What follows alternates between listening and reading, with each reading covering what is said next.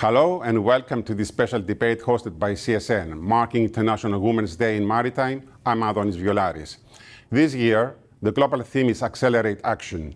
We are looking past the basic conversations around diversity and focusing sharply on what it takes to drive real structural change in our industry. To help us navigate this, I'm joined by 5 exceptional leaders who are actively shaping the future of shipping. Please welcome Julia Paczkowska, Group Managing Director of Österreichischer Lloyd Seereederei, Maria Theodosiou, Managing Director of Genpro, Martina Meinders, Managing Director of Marin Shipmanagement, Barbara Lloyd, Co-owner and Director of ESM Esmeralda Shipmanagement, and Monica Potsu, Global HR Director at Intercontinental Shipmanagement Limited. Ladies, thank you for being here. Let's start at the very top. We often talk about getting women through the door, but today I want to talk about placing women at the helm. Julia, coming to you first. Operating at the highest executive level within a legacy shipping group, what systematic changes do you believe are necessary to see more women sitting on the executive boards of global shipping firms? First of all, thank you, Adonis, so much for having me. I'm truly honored to be on such a distinguished panel among such extraordinary women. Yeah. And before I answer the question, let me just start with a reflection I had actually when I was driving here and listening to your last year panel in which Marina Hajimanori, Deputy Shipping Minister, was participating.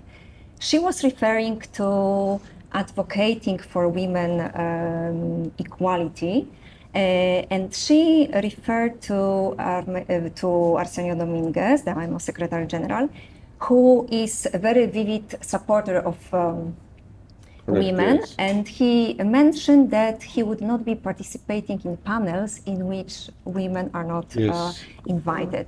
I find it a very noble and proactive approach, but I thought that actually it would be very nice if on panels like that, when we talk about women equality, there were actually more men involved. Okay. So am I not enough? when we know, it's great. That's why I'd like to say thank you That's for okay. doing that, Yeah. because what you are doing, Adoni, truly matters. Thank you very much, Julia. So Coming to thank our you. question now. Coming to question, of course, the changes that need to happen have to happen on 3 levels: structure, legal, and cultural. Correct, yeah. For me, very important is diversity. And diversity should start at the lowest level of each organization. And the truth is that the executive representation is just a clear reflection of what's happening in the pipeline below. Therefore, companies should be taking care to increase the gender diversity. But actually, when we talk about diversity, I think we should look at it from a bigger perspective. Yeah, that we should focus on diversity of thought. Look, I mean, on the lower levels, we have seen it happening across all the industries. But I'm talking about now on the board. Yes, so I think we should be focusing on the more structured legal frameworks. We've seen that quotas and targets have great results. For example, Norway is a brilliant example where Correct, yeah. we're introducing quotas, increase the participation of women on board, and even in countries like UK that there is a threat of introducing quotas, the positive change happened. Okay. I have a couple of... It's okay. I will pass on now the next question to Monica. Drawing on your extensive HR experience in the shipping industry, how do you actively shift corporate structures from simply focusing on female recruitment to deliberately placing women in board level decision-making roles? Thank you also, Adonis, for the invitation, and it's a pleasure to be amongst you later, ladies. So the shift from recruiting women to actually place them in board levels is not about pipeline, but it's more about the intention and the structure. We are talking about an industry, shipping, which traditionally in board levels, they have people based on seniority, based on tenure, and based on informal networks sometimes. So these unintentionally may limit access to women and not only. So to change that, the companies need to see board levels more as a strategic level and design the pipeline for more women to get into the board levels. So actively map and divert the women towards these. Also, succession planning is Correct. Yes. very important because we need to have some flexibility and help women move towards. Yeah, very correct. Martina, you hold a top executive position in Shipmanagement for many years, as I know. What strategies have you found most effective in accelerating action to get more women out from the middle management to the top levels? As well, a big thank you to Adonis for inviting me to this really great subject. And well, with regard to your question, first of all, I have to say what Monica said. I fully agree. Removing the structural frictions which we have in HR, and as well to be brave enough to really make changes in the hierarchy and to change a little bit, shake it up, what's happening in all the companies. Everybody thinks this is the level where I am and I have to go step by step by step. No, we shouldn't do this. We should really see the talent. And that's why I think the bottleneck in this whole thing isn't not only talent, it's the transition, the whole transition from a position going slowly up, because we have very capable women in the middle management, amazingly, and a lot of good women, but they are not exposed to core tasks and important tasks from, let's say, they are funneled mostly into support roles. So they are supporting somebody else who is maybe on the board, but they will never have the chance to go up. So that's why I think we have to really focus on taking these women, giving them tasks and work. And maybe additional training? Additional training, definitely, and push the women to be in responsible positions, assignments in financial, commercial, and handling as well crisis situation. And I think then slowly you see that they are ready already. It's not only talking about readiness, then it's as well about potential and performance. Yeah, and what Monica also said about the succession planning, Exactly. you need to take it into consideration. Exactly, you have to see who, I mean, slowly, I have to think about the succession planning as well. And that one started in my head already 10 years ago. And I know exactly what I want, whom I want in certain positions in the company. And I think you can't start early enough, because then you see where is training missing, where do they be a little bit more engaged in leadership. So it's a very valid question to start early enough with your planning. Excellent. Moving on to technology, the maritime sector is undergoing a massive digital transformation, which is rewriting the rules of how we operate. Maria, as Managing Director of Genpro, you oversee complex maritime procurement. How is the shift towards AI-driven, the new fruit, the new thing we have now?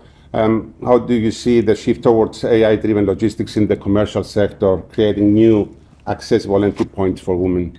Yeah, so thank you, Adonis. Indeed, from a strategic procurement and supply chain point of view, we're already seeing that AI is transforming our operations and also changing the types of roles that we need to bring into the company. So traditionally, we would have a lot of transactional operations such as data processing, mining, clearing data, even some reporting. This has been now, or is being replaced with AI. Of course, the benefit of this is that our employees, the professionals, have more time to spend on strategic decision making and problem solving. But let's be realistic also at the same time, a lot of these jobs are being reduced. Made redundant. Yes, Yes. that means we do have to think about reskilling. So critical is reskilling. At the same time, there are new entry points in the industry, especially where I'm coming from, attracting people that have analytical skills in interpreting the data. So you have the AI pushing the data, and you need someone to interpret it strategically. Creative problem solving, people with AI and technology expertise. So there are new entry points. And then, of course, last but not least, our business is relational. Yeah. So stakeholder management, negotiations, these are principles that require emotional intelligence, diversity, and that's where we see that this diversity is being also bringing value into the operations. Correct. Barbara, from the crew management side at ESM, how are you preparing seafarers for the shift towards more automated and digital operations? And what practical steps are needed to ensure female seafarers are fully included in this transition? And I want to also say thank you for inviting us and having all of us on the panel. It's a pleasure. Now, at ESM, we approach this transition very pragmatically. So automation is not expected to replace seafarers for the next 5 to 10 years. So yes, it will reshape and support operational roles on board. Human judgment, operational experience, leadership, and decision-making remain fundamental to vessel safety and efficiency, of course. So at the same time, we must remain realistic about the global fleet. In other words, around 40 to 50% of vessels worldwide are between the ages of 10 and 20 years old. And a substantial percentage are already over that 20 years of age. So many vessels will continue operating well into the 25 to 30 years of service life. What does this mean? It means that seafarers will continue operating, but in a hybrid environment where conventional systems coexist alongside advanced digital technologies. So newly built vessels today are increasingly delivered with integrated bridge systems, AI-assisted navigational support, voyage optimization platforms. So, and at the same time, existing vessels are increasingly adapting through retrofits and digital upgrades such as modern ECDIS and bridge systems, remote diagnostics and machinery. I don't want to go towards autonomous ships because they were not going to stop No. talking. I mean, So that's exactly why at ESM we focus on upskilling, as Maria said, and not replacing seafarers. So together with our owners, ship managers, in other words, our clients, ESM prepares seafarers through mandatory STCW and flag state compliance training, vessel-specific familiarization, makers training for newly installed onboard systems, and many other new systems which are being retrofitted, especially into the existing vessels. And this preparation already begins with the recruitment and crew planning stage. So where we assess together with the ship owner or the ship manager the operational profile and technological requirements of each specific vessel. So at the same time, though, female seafarers must continue to receive the same access to the same operational training Same training and everything, yes. and familiarization. Good. Since I want to say that it's only 1.2 to 2% of the global seafaring Yes. workforce that women consist of. Okay. And 94% of this 2% are on cruise ships Not or on ferries, commercial and ships, not on on commercial commercial vessels. Yeah. So And the most important is not to be gender specific, yeah. especially with regards to training and focusing on this modern digitalization. Thank you. But technology is one thing, but the physical and cultural realities of seafarers are another. Martina, safety by design is a critical issue. Overseeing the practical realities of seafaring, what specific immediate actions must the industry take to implement inclusive physical infrastructure such as proper PPE and medical facilities across the global fleet? I think safety by design has to move, first of all, from policy to procurement Yeah. and refit plants, and that with immediate effect. And more or less standardize the PPE across the fleets, that equipment which doesn't fit is not safe. And that's the point. Correct. And we cannot go for a one-size-fits-all solution. It's impossible, so we need to really have properly fitted working gear for all the people on board, whether it is a big person, thin, tall. So it has to be really a proper baseline safety requirement in all the fleet. Upgrading like we hear now when it comes to women seafarers, a lot of ship owners do not want to upgrade anything on board because they say, for whom? I don't have women seafarers on board. So the sanitary facilities in the most of the ships are only outlaid for male seafarers. So that one, definitely, it has to change, that there is always a couple of cabins which are as well for women seafarers, and as well from health provision should be there, the clinics should be as well having the necessary equipment what women might need. So I think these ones are operational necessities and not extras, which we have to see like this. Yeah, I'm going back to Barbara, following on from that, in your operational experience, what remains the most significant logistical or regulatory barrier preventing a truly inclusive environment on board, and how do you overcome it? Martina just already mentioned a few, but what do I you think? totally agree with Martina. Yeah.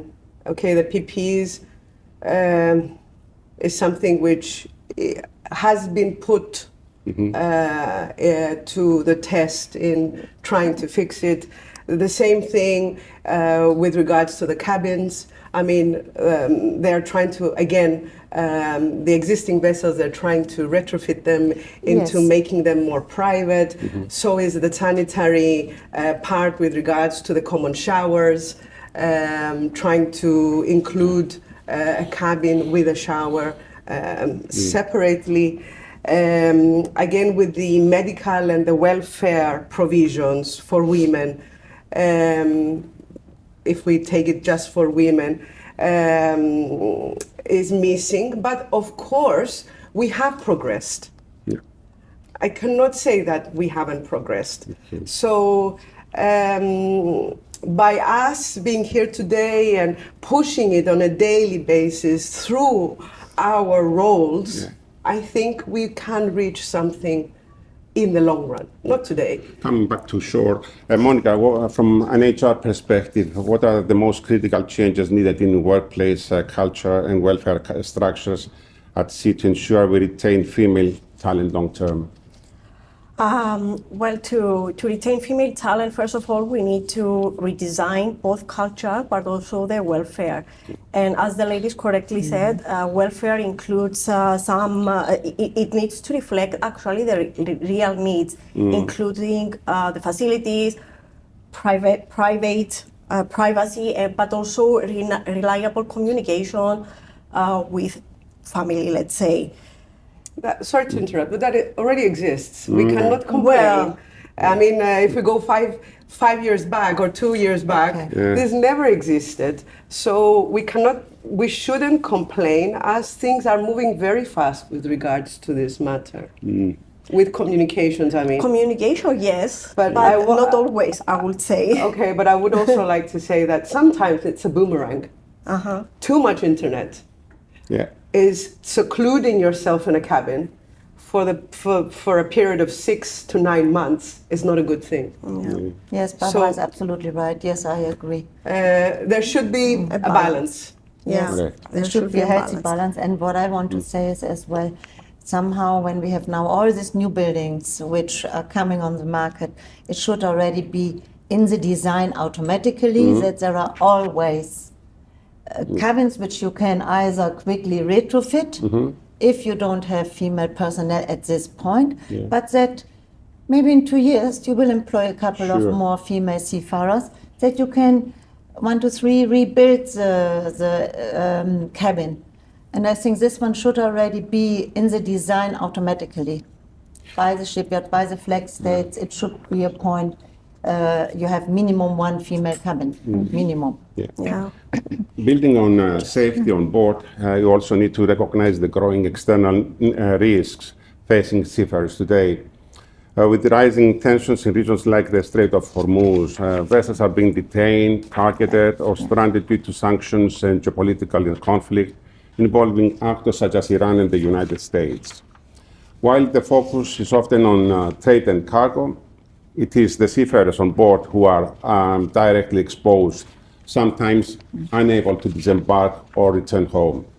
Barbara, from your perspective, what is the current industry approach to managing these risks, particularly when the vessels are exposed to sanctions or conflict zones?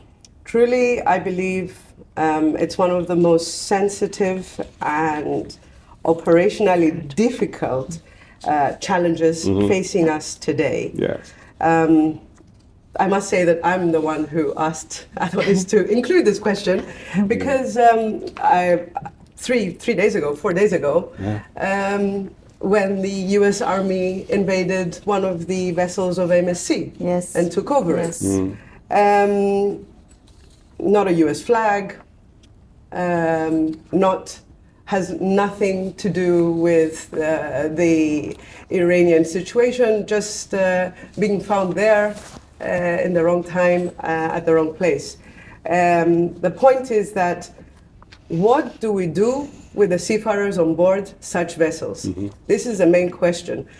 Geopolitically, all states state that, okay, we put sanctions on various flag vessels, and they ignore the crew. What happens to the crew? If a crew manager or an owner or a ship manager is sanctioned because of the ownership of the vessel, and the crew manager cannot handle anything from the day it's put into sanctioned. So what happens to the crew? We abandon it. Do we leave it? How do we pay it? How do we take it back home? Why do we not take into consideration the fact that we're talking about humans who are serving on moving the world around? Martina? I think we see it now. Everybody is talking about, oh, we don't get oil, but nobody is asking one time, who is on board? What's happening to the people on board? Yes. Do they get food on board? Do they have still enough fresh water on board? You don't see any headline in the newspapers who is talking about the people who is on board.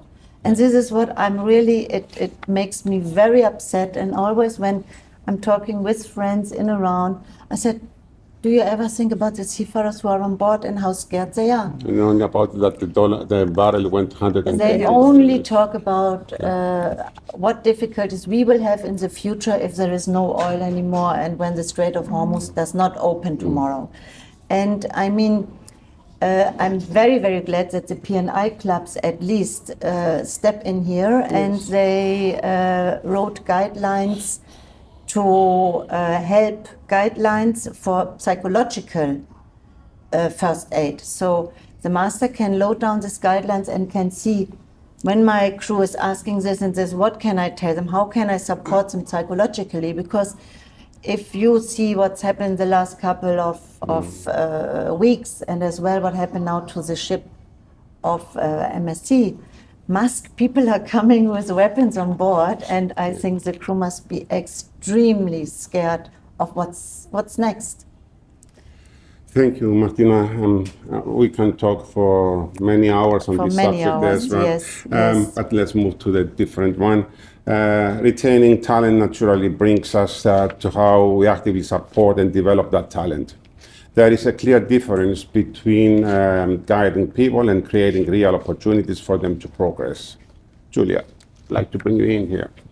How can we move beyond mentorship to true sponsorship and help women see where they belong in shipping rather than expecting them to fit into a system that wasn't originally built with them in mind? And how can shipping become more flexible in identifying and growing talent, also for women who may not come from the maritime background? As most of the people that I know in Cyprus, they were not having any nautical background. Yes, Yeah. I connect very personally with this question actually, because when I joined shipping some years ago, I was completely green. I had no idea about shipping. I knew no terminology. And by twist of fate, from day to day, I found myself under guidance of the CEO of Österreichischer, Lloyd, Captain Koch. And as you can imagine, being under ship owner's wing gives you a great, very wide perspective on shipping. So you get bits and pieces of all areas of commercial management, insurance, legal. But maybe more importantly, I had a great opportunity to learn and to watch in practice through leadership. Very strict way of working, leadership with ethics.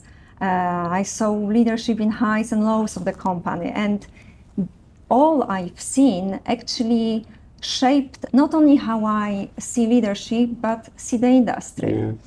And I'm talking about that because I was very lucky.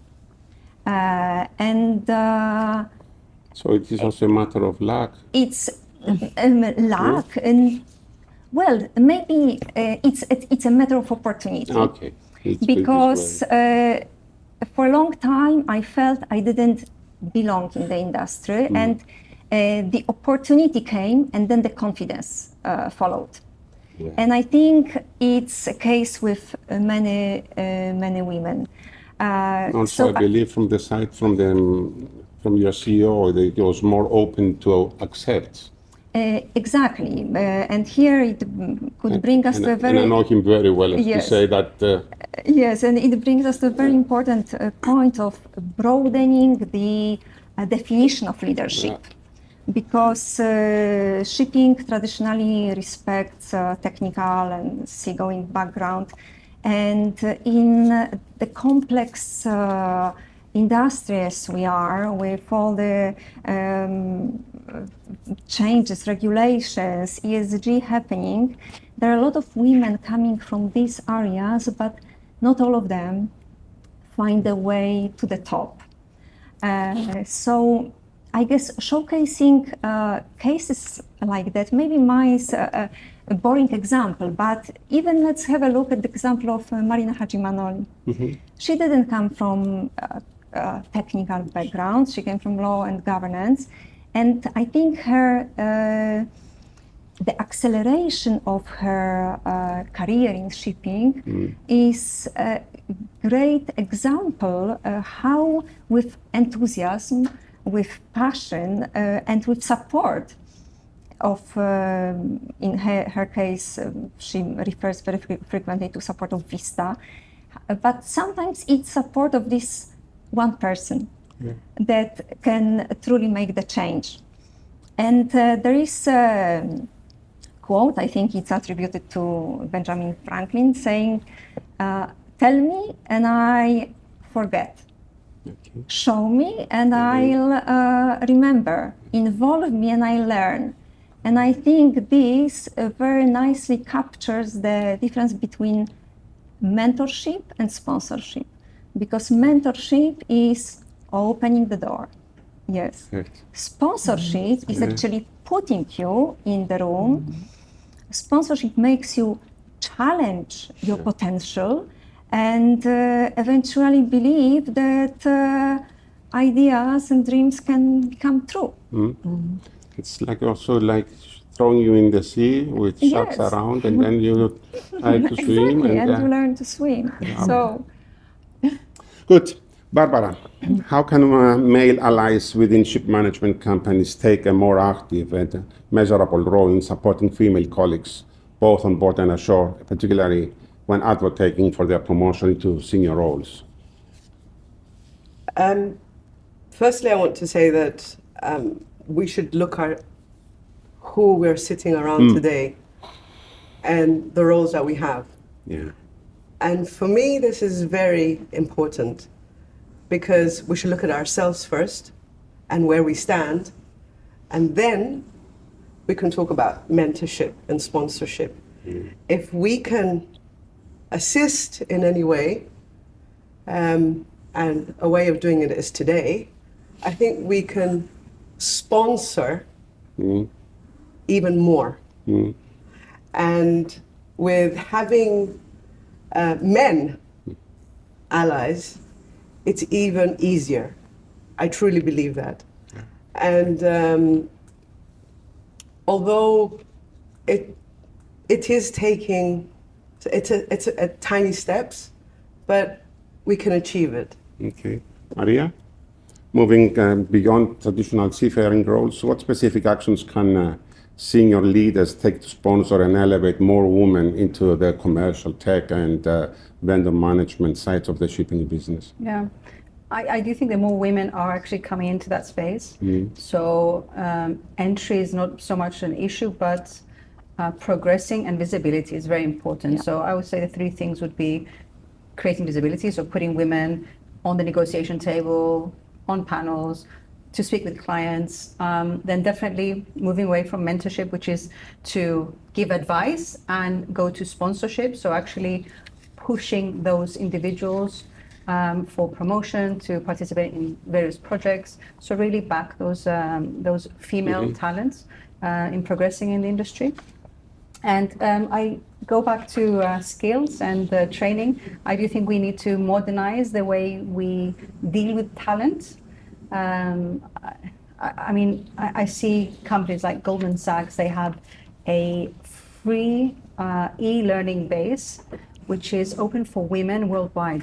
So, you know, it's really good for us also as leaders to be very diverse in our way of thinking, how we approach what used to be a very traditional industry, bringing and upscaling it to something that we can really open up our viewpoint and cross-industry platforms. Vista, a young ship, also networking in this relationship, people-driven industry. So participation, networking, visibility, training, very, very important elements. Okay. Monica? In large maritime organizations, mentorship often falls short without active sponsorship. How can HR departments facilitate genuine sponsorship programs that result in actual promotions and opportunities for junior female employees? This is a debate always, what is mentorship and what is sponsorship. Yeah. So first of all, mentorship doesn't move careers. Sponsorship does. And from the HR perspective, HR needs to make this more intentional. So sponsorship, first of all, has to become formalized. We should find the high potential women and pair them with senior leaders, but these leaders should be responsible not only for their progression, but also for their development. So by formalize it, I mean, tied it with outcomes, HR should follow up and track the promotions, the visibility and the opportunities, and not just, let's say, the conversations between the sponsor and the employee. And also exposure, it's very important. So we need to give access to women to attend high-level meetings, even to be involved in more strategic projects or in board-level decisions, where sponsors can actually see them and showcase them. So finally, I would say that accountability is also very important. So sponsorship should be linked to KPIs specifically, and then the shift is simple. It's from advice to advocacy. So, yeah. Good, thank you, Monica. I want to turn our attention now to the most pressing challenge of our time, green transition. Martina, managing the pivot to sustainable fuels requires a highly skilled technical workforce. How can we ensure women are adequately sponsored to lead these complex environmental projects rather than just participating into them? This is exactly what everybody thinks. It's just a technical upgrade, but it's not only a technical upgrade, it's as well a leadership transition. And I think every project needs a name of a woman next to it, and not only that men are doing the transition and discussing, and then in the end, the woman is allowed to conduct the project. They have to be there from the beginning and say, so this is my project, I will follow it up from start to the end. End-to-end projects have to be there. And owing from technical risk, from the budget risk, from regulatory conversations, so they should be involved from the beginning. And when I checked a little bit how many women are in research projects, there are quite a lot in the Maritime University in Malmö. It's World Maritime University. 51% of the students are female. So this should give us thinking a little bit that women not only being in a seafarer position or trying to get women into seafaring, not everybody is really, it's more difficult for a woman, but to have research projects for women, to do AI, to do the digitalization, we need a lot of people, and women tick different, think different, and I think there could be a great asset for all this transition, what we are now presently are going through. If we want to that women leading this transition, we have to trust them with the hardest part of it, and not just doing the cleanup work. This is what is my opinion. And when we do that, the capability isn't just a question, it's visibility and support, what they need. Correct.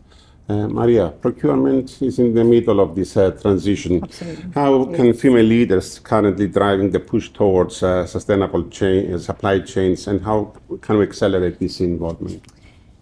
So from my viewpoint, I do think there are a lot of great female talent involved in the green transition and ESG matters. Now, procurement is essential because it controls supplier selection, risk mitigation, compliance, sustainability, performance. For us, that has to do with auditing and monitoring, scorecards for compliance. And you mentioned about the PPE before, so that's part of what we're doing. But just to give you some data, so there have been already multiple studies and research worldwide on the participation of women and how it affects ESG. And there is a clear correlation that companies with female executives on CEO and board levels usually have a much higher strategic focus towards ESG. Now, has that got to do with the high emotional intelligence or the way women actually think? Yeah. Yes. So stakeholder engagement, long-term thinking, risk, cost control, everything is together. So I just pulled out some information. So if we look at the IMO's Women in Maritime survey that was released in 2025 for 2024, we see that for ESG and decarbonization services, the participation of women is quite high, and it's at 67%.